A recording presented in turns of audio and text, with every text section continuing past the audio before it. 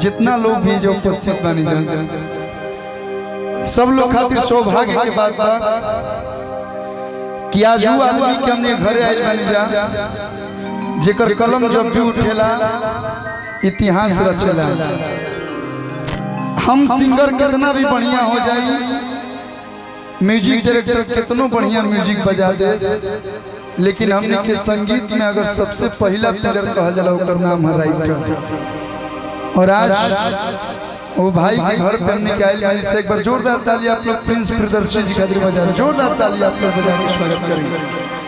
और कुछ भी बोले से पहले, कुछ भी गावे से पहले हम सॉरी बोलते हैं तारे के ना, हम तारा शादी में आप पौनी नहीं बुचिया भइल बबुनी भइल ओकरा में हम आप पौनी, लेकिन भाई कहले कि 8 तारीख के बाद तो हम कनी कुछ होखी चाहे ना होखी कलुआ तारा गांव देवरिया मसरक में आए। और आज ही के बात नहीं के तारा घरे छोटो मोट कोनो फंक्शन होई तो सब कलाकार सही रेला में है। एक बार प्रिंस खातिर उनका पूरा परिवार खातिर उनकर बबुनी खातिर जोरदार ताली आप लोग बजा दें आशीर्वाद के रूप में। आज पहल का जन्मदिन के शुभ अवसर पे हमने सब लोग आए बनी जाए।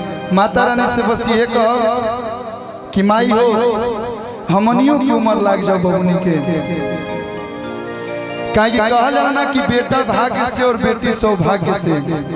एगो हम लाइन बोले रहनी कि कन्या कुंवारी जेखिया बोल जरूरी बा, कन्या कुंवारी जेखिया बोल जरूरी बा, तो अपनो घरे कन्या जन्मावल जरूरी बा,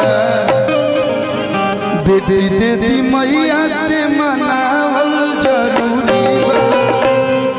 आज बेटा के जन्मदिन रही तो इतना लोग ना आए, लेकिन बेटी के जन्मदिन बा ऐसे सब लोग समय निकाल के ले आए बा। यही से कहा जाला सोच बदलो देश बदलेगा, बेटी है तो कल है।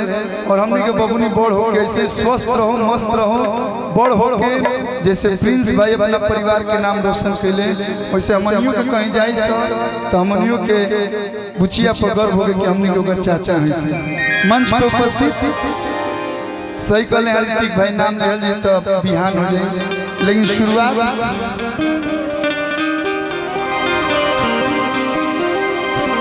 प्रिंस जी के मीता भाई भाई सकतन यादव राज जी उपस्थित बनी, सूरज सिंह जी,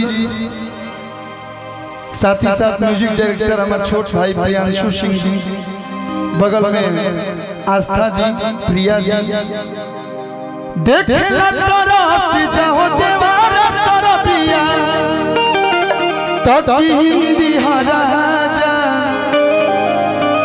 सड़िया गुलाबिया, सड़िया गुलाबिया के हीरोइन हमारे डिम्पल सिंह जी बानी, पारुल जी बानी, पुनीता प्रिया जी, राजनंदनी जी, जिनका नाम ही सोना है वो सोना क्यों नहीं होंगी, सोना जी।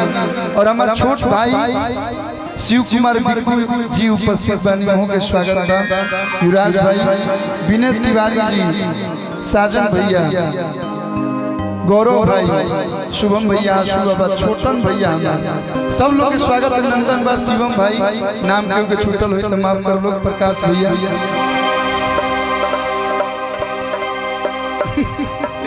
पैराडाइज प्रोडक्शन से हमारे प्रिंस भाई, नीरज भैया, सब लोग स्वागत। एक लाइन सोहर हम गावल चाहते हैं।